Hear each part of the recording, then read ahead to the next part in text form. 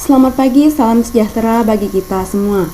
Perkenalkan, nama saya Maria Sadriana, NIM 1910416851.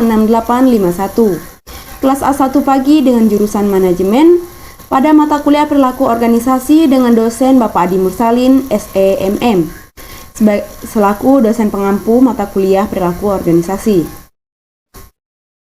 Di sini saya akan melakukan presentasi mengenai pengenalan perilaku organisasi dalam mata kuliah perilaku organisasi dari sebuah video dengan pembicara Ratih Purbasari, yaitu selaku dosen administrasi bisnis pada Universitas Padjadjaran.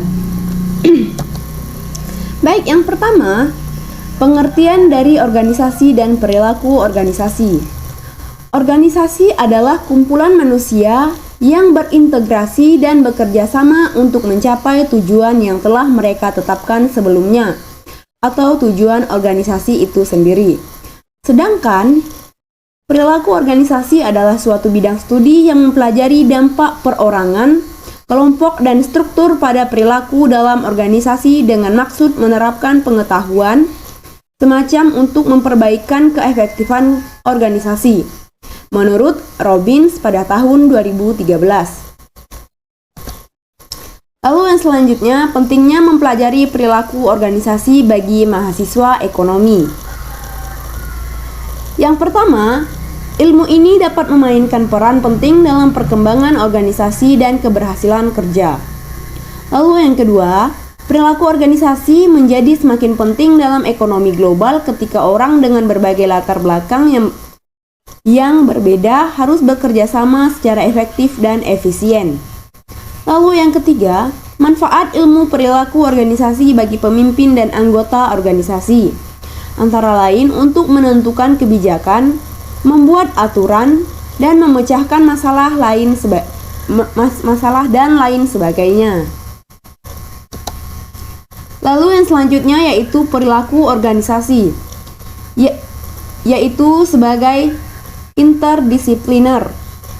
Perilaku organisasi merupakan ilmu perilaku terapan yang bangun atas sumbangan dari sejumlah disiplin perilaku, yaitu yang pertama, ilmu psikologi, yaitu secara umum adalah ilmu yang mencoba mempelajari, mengukur, menjelaskan, bahkan mengubah perilaku individu dan kelompok.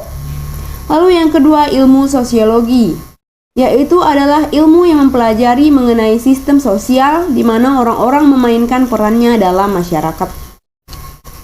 Lalu yang ketiga, psikologi sosial, yaitu merupakan salah satu bidang atau kajian dari psikologi yang mempelajari pengaruh individu yang lain terhadap individu yang lainnya.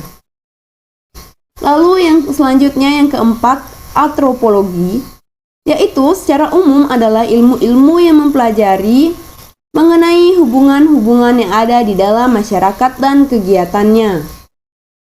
Lalu yang terakhir, ilmu politik, yaitu adalah ilmu yang mempelajari tentang perilaku individu dan kelompok dalam lingkungan politiknya.